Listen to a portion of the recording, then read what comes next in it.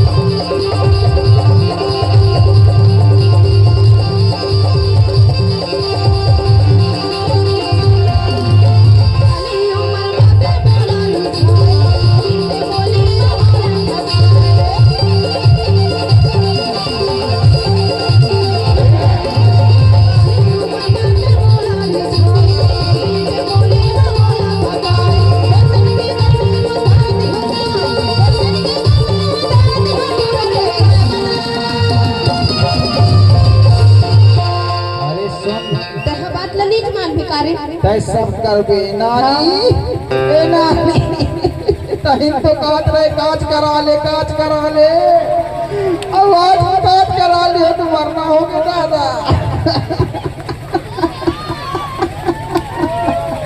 जाके चाहिए तो खुला घरो कोई काज भाची तीन काज करा ले बढ़िया माफी होवे आज थाना अदालत देखवा थे हमारे चढ़ती जवानी लपे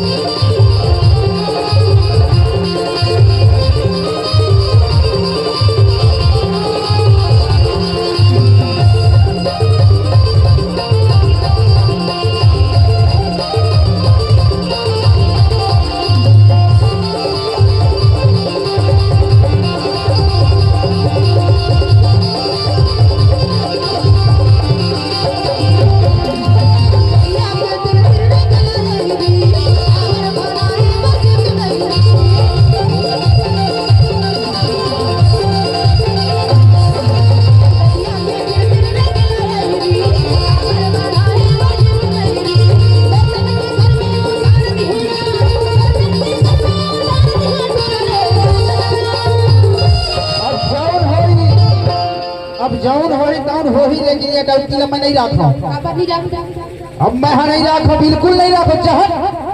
काबर नहीं रखती और लाठी कहाँ गई यार? काबर नहीं रखता अरे हट हट, मैं नहीं रखो। अरे जाओ, मैं नहीं रखो, हट जाओ हट जाओ। मैं नहीं जाओगे हो ना अरे हट, नहीं जाओगे हो ना ए साथी अब मैं नहीं रख